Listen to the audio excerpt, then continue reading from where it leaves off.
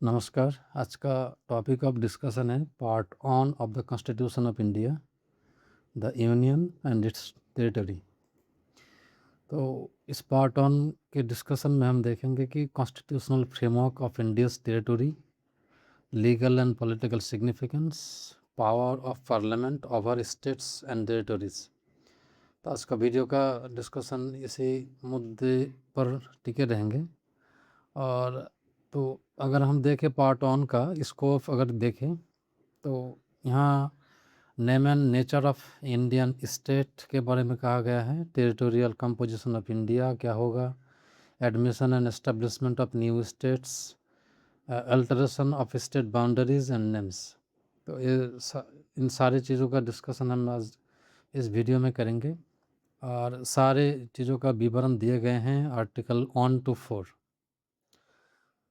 Constitutional philosophy क्या है इस पार्ट ऑन के पीछे अगर देखें तो नेचर के बारे में अगर कहें, India is described as a union of states and not a federation formed by agreement. तो India is a union of states, एक फेडरेशन ऑफ स्टेट्स नहीं है, है ना। तो क्यों है, तो बी आर अम्बेडकर का कहना है कि इंडिया का जो जितने सारे स्टेट्स फॉर्म हुए हैं और या फिर यूनियन में आए हैं, इसका किसी के साथ एग्रीमेंट नहीं हुआ है। और क्योंकि हमारा डाइवर्सिफाइड कारण अगर देखें तो लैंग्वेज के बेसिस पे, रीजन के बेसिस पे, तो इन सारे मुद्दों को कवर करने के लिए, टैकल करने के लिए यूनियन ऑफ स्टेट्स ज़्यादा सूटेबल था। इसीलिए the constituent assembly has adopted this phrase. तो बी आर अम्बेडकर का कहना है कि state do not possess the right to secede, the union is indestructible, union को तोड़ा नहीं जा सकता। Parliament has wide authority over territorial reorganisation. तो पार्लियामेंट के पास बहुत सारे अथॉरिटी पावर है जिसके ऊपर विशेष करके टेरिटोरियल रीऑर्गेनाइजेशन कर सकते हैं, जैसे कि 1956 से लेके अभी तक होते आ रहा है। तो लीगल इम्पोर्टेंस क्या है कि it ensures national unity and integrity and it reflects a strong central structure. हमें पता है कि जो इंडियन फेडरलिज्म है वो सेंट्रलाइजिंग टेंडेंसी के साथ है। फेडरलिज्म का मतलब ऐसा नहीं कि रीजनल जो स्टेट्स है उनका बहुत सारा ऑटोनॉमी या फिर ऑटोनॉमस पावर है। तो अगर आर्टिकल 1 देखें तो इसमें कहा गया है कि ऑफिशियल नेम जो है इंडिया का, India that is Bharat, shall be A union of states. तो हमारे देश का दो नाम है अकॉर्डिंग टू कॉन्स्टिट्यूशन, इंडिया, उसका साथ साथ भारत। तो नाम के एनालिसिस पे मैं नहीं जाऊंगा। इंडिया और भारत दोनों ही नाम हमने अडोप्ट किए हैं। भारत हमारा प्राचीन जो एक नाम का जो कारण रहा है अडोप्ट करने का, और इंडिया जो बने बनाए नाम हमें मिला है, तो इस वजह से दोनों नाम को हमको अडोप्ट करना पड़ा, हमें अडोप्ट करना पड़ा। उसके बाद आर्टिकल 1 क्लॉज 2 अगर देखें तो इसमें कहा गया है territory of India includes territories of states, union of territories, union territories and acquired territories. इससे पहले 4 कैटेगरी थे, उसको तोड़ के 3 कैटेगरी में लाया गया है।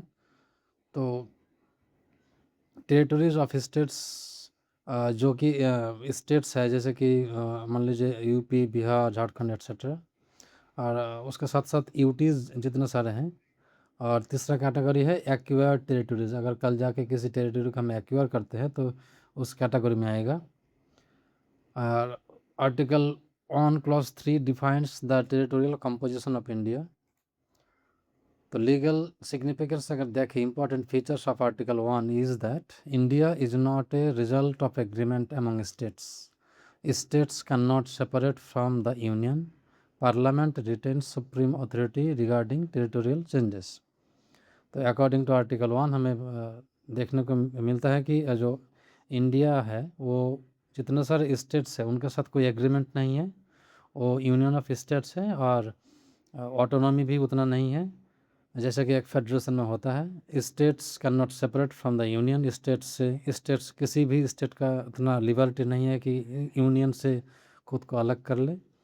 और parliament retains supreme authority, parliament का सुप्रीम अथॉरिटी है, किसी भी स्टेट को चेंज करे, बाउंड्री चेंज करे, नाम बदल दे, है ना। तो इतने सारे पावर दिए गए हैं पार्लियामेंट को। अगर देखें तो union of states versus federation, दोनों फ्रेज का या फिर शब्दों का डिफरेंस क्या है। यूनियन ऑफ स्टेट्स में स्ट्रॉन्ग सेंटर होता है, राज्यों का ऑटोनॉमी नहीं होता है, नो राइट टू सेसेड। पार्लियामेंट में एल्डर बाउंड्रीज, और सेंटर यहाँ इनडिस्ट्रक्टिबल होता है, मतलब उसको सेंटर को तोड़ा नहीं जा सकता। कॉन्वर्सली क्लासिकल फेडरेशन का मतलब होता है कि जहाँ स्ट्रॉन्ग स्टेट ऑटोनॉमी होगा, states often retain autonomy, boundaries generally protected, उतना आसानी से उसको चेंज नहीं किया जा सकता। एग्रीमेंट बेस्ड फेडरेशन होता है। एग्जाम्पल के तौर पे अगर देखें तो India is an example of union of states and USA is a classical example of federation. Article 2 अगर देखें एडमिशन और एस्टेब्लिशमेंट ऑफ न्यू स्टेट्स, तो पावर ऑफ पार्लियामेंट अगर देखें, पावर ऑफ पार्लियामेंट क्या है, तो पार्लियामेंट नए स्टेट्स को एडमिट कर सकता है, उसके साथ साथ नए स्टेट्स को एस्टेब्लिश भी कर सकता है। एडमिट का मतलब हो गया कि जो बने बनाए स्टेट्स हैं उसको एडमिट कर ले अपने यूनियन में, और एस्टेब्लिशमेंट का मतलब होता है कि नए स्टेट्स का जन्म देना होता है अकॉर्डिंग टू आर्टिकल 2। एग्जाम्पल के तौर पे अगर देखें, Sikkim became a state in 1975, integration of formerly foreign territories. तो लीगल नेचर क्या है कि एक ऑर्डिनरी लेजिस्लेशन से बनता है, और ये फ्लेक्सिबिलिटी भी शो करता है इंडियन कॉन्स्टिट्यूशन का, कि बहुत सिंपल मेजोरिटी से कानून बना के ऐसे मतलब परिस्थितियों को टैकल किया जा सकता है। नए स्टेट बनाना, उनको अडॉप्ट करना, अपने यूनियन में ला लेना, है ना। तो ये सारे इस ऐसे प्रोसीड्योर बहुत सिंपल मेजोरिटी से कानून बना के उसको हर स्टेट्स को मतलब यूनियन में लाया जा सकता है। उसके बाद अगर देखें article 3 formation of new states, parliamentary power to reorganise states. तो पार्लियामेंट का पावर है कि नए फॉर्म न्यू स्टेट्स, नए स्टेट्स का गठन करना, इंक्रीज करना, डिमिनिश करना किसी भी स्टेट्स का एरिया, बाउंड्रीज को अल्टर करना, नाम चेंज करना, जैसे कि कुछ दिन पहले केरला का नाम चेंज होकर केरलम बन गया। तो ऐसे बहुत सारे, तेलंगाना रिसेंट लास्ट बना था नया स्टेट। तो ऐसा एग्जांपल हम देख पाएंगे। इम्पॉर्टेंट पॉइंट ये है कि state consent is not mandatory, only the president must refer the bill to the concerned state legislature for opinion. सिर्फ ओपिनियन के लिए भेज सकते हैं, लेकिन वो भी मैंडेटरी नहीं है। प्रोसीड्योर अंडर आर्टिकल 3, अगर प्रोसीड्योर देखें कैसे कानून को प्रेरित करके उसको पास करा के किसी स्टेट्स को नए सिरे से बनाना होता है, या फिर किसी स्टेट का नाम बदलना, किसी स्टेट का बाउंड्री बदलना। तो इस सिचुएशन को अगर देखें कैसे कानून बनाया जाता है, bill introduced in parliament only with presidential recommendation, president refers bill to affected state, उस कंसर्न्ड स्टेट को उस बिल को भेजा जाएगा, उसके बाद जो व्यूज़ रहेंगे उसका लिया जाएगा, लेकिन वो व्यूज़ जो देंगे कंसर्न्ड या फिर अफेक्टेड स्टेट, वो मैंडेटरी नहीं रहेगा। और उसके बाद सिंपल मेजोरिटी से 50% अबव 50% मेजोरिटी से उस कानून को पारित किया या फिर मतलब पास किया जाएगा। तो की ऑब्जर्वेशन इतना ही है कि state opinion is advisory and it is not binding. Important state reorganisation example अगर देखें तो इंडिपेंडेंट के बाद पहली बार स्टेट रीऑर्गेनाइजेशन एक्ट 1956 में पास हुआ था। कारण था कि जो लिंग्विस्टिक एक बहुत बड़ा मूवमेंट था, उसी के बेसिस पे ऐसा करना पड़ा था। उसके बाद बहुत सारे एग्जांपल्स है, छत्तीसगढ़ 2000 में हुआ था, झारखंड 2000 में, उत्तराखंड भी हुआ था, तेलंगाना 2014 में हुआ था।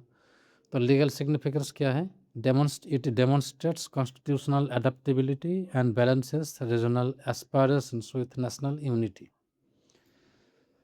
आर्टिकल 4 कहता है कि the law passed by the parliament are supplemental and consequential provisions in nature.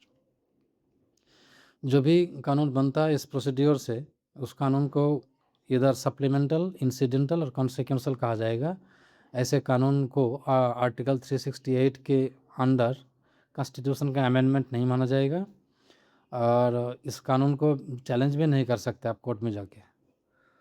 तो जुडिशियल डिसीजंस रिपेरोबरी केस जो है बहुत फेमस है ऐसे इस चैप्टर के लिए।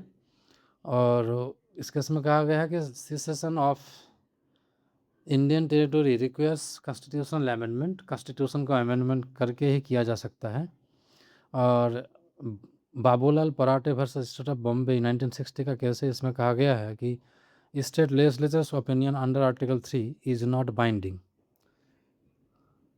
ऐसे बहुत सारे केसेस हैं, मैं यहाँ पर नहीं दिए हैं सभी का सभी, तो आप लोग देख लीजिएगा। रिलेवेंस क्या है, this cases clarified parliaments territorial powers.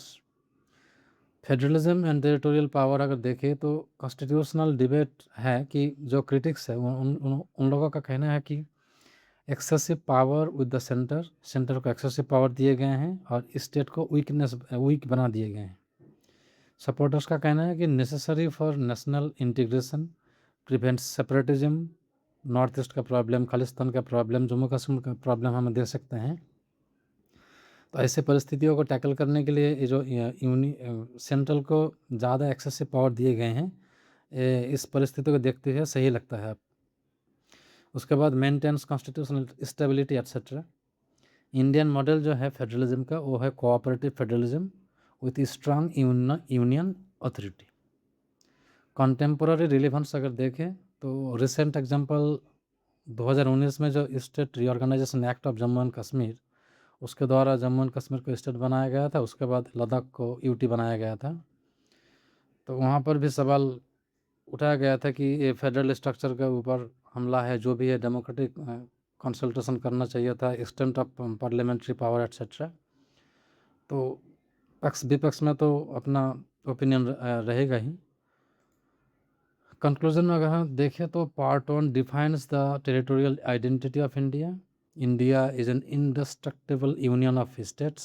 Parliament possesses extensive territorial powers. Constitutional flexibility enables reorganization. Federalism in India has a strong central character. तो ये रहा पूरा आपका वीडियो का जो सब्सटेंस था।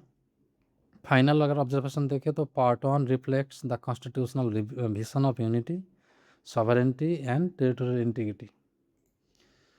Thanks for watching. अगर आपके पास